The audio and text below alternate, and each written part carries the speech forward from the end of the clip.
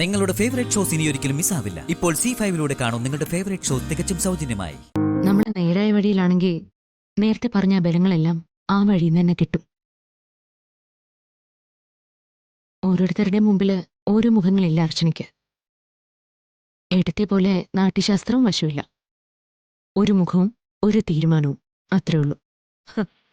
അതെ, പല മുഖങ്ങളുണ്ട് എനിക്ക്. അലാരിപ്പിൽ തുടങ്ങി തില്ലാനയിൽ അവസാനിക്കുന്ന നാട്യവും, ശൃംഗാരത്തിൽ തുടങ്ങി ശാന്തം വരെയുള്ള നവരസങ്ങളും കാണാൻ പാഠമാണ് എനിക്ക്. ഒരേ സമയം പല ഭാവങ്ങൾ മിന്നിമറയും ഈ മുഖത്ത്.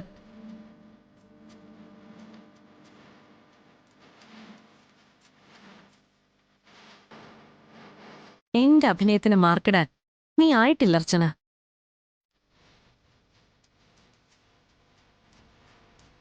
എന്റെ കാര്യസാധ്യത്തിന് ഏതറ്റം വരെ ഞാൻ പോവും. നിന്നെക്കൊണ്ട് ഒരിക്കലും അതിന് കഴിയില്ല. അനിയത്തിയുടെ കണ്ണീര് കണ്ട് വിവാഹം മുടക്കാൻ ചാടി പുറപ്പെട്ടപ്പോ നീ ഒരു കാര്യം മറന്നുപോയി. കളിക്കാൻ ഇറങ്ങുന്നത് ഈ അവന്തികയോടാണെന്ന്. നീ ഇപ്പം നിൽക്കുന്നത് റോങ് സൈഡിലാ. അതൊരിക്കലും നിനക്ക് ഗുണം ചെയ്യില്ല. നിവർത്തിയില്ലാതെ വന്നാ കൊന്നു കളയും ഞാൻ.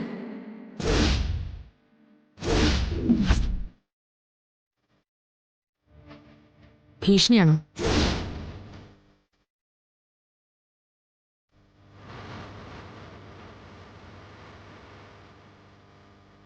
അതെ, നീ അങ്ങനെ തന്നെ കൂട്ടിക്കോ.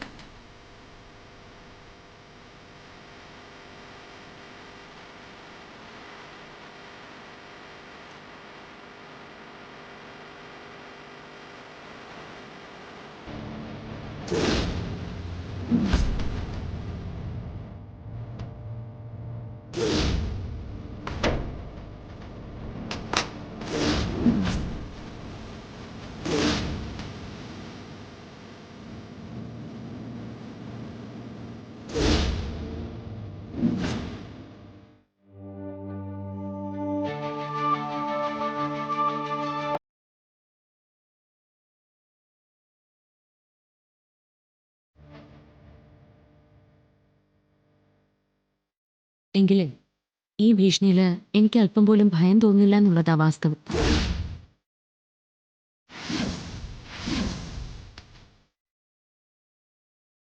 ഞാൻ കരുതിയ ആളെയല്ല നിങ്ങളെന്ന് പെട്ടെന്നൊരു തിരിച്ചറിവുണ്ടായപ്പോൾ ഞാനിന്ന് പകച്ചുപോയി എന്നുള്ളത് നേരെ. ആ തിരിച്ചറിവ് ഞാൻ ഉൾക്കൊണ്ടതിന് ശേഷം ഒരിക്കൽ പോലും ഞാൻ നിങ്ങളെ ഭയന്നിട്ടില്ല. എൻ്റെ ഏട്ടത്തി തന്നെയാണ് എൻ്റെ ശത്രു എന്ന് ഞാൻ അറിയുന്ന നിമിഷങ്ങളൊക്കെ ഞാനിന്ന് ഞെട്ടിയിരുന്നു. ആ ഞെട്ടല് ഭയമാണ് നിങ്ങൾ തെറ്റിദ്ധരിച്ചത്. അല്ലെങ്കിലും ഞാൻ ഭയപ്പെടാൻ മാത്രം ഒന്നുമല്ല നിങ്ങൾ.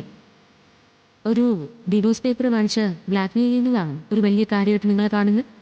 അതോ ഒരു അച്ഛനെ കാണിക്കുമെന്ന് പറയുന്നത്? ഞാനും സച്ചേട്ടനും ബന്ധം വേർപിരിയുന്ന കാര്യം അച്ഛനെ അറിയിക്കുന്നില്ലേ പറഞ്ഞത്? പോയി പറയും.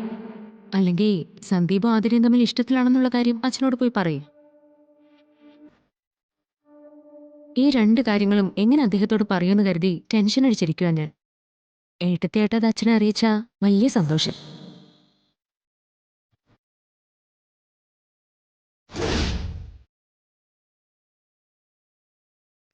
ഡൗൺലോഡ് ചെയ്യൂ C5 ആപ്പ്. കാണൂ എല്ലാ എപ്പിസോഡുകളും സൗജന്യമായി.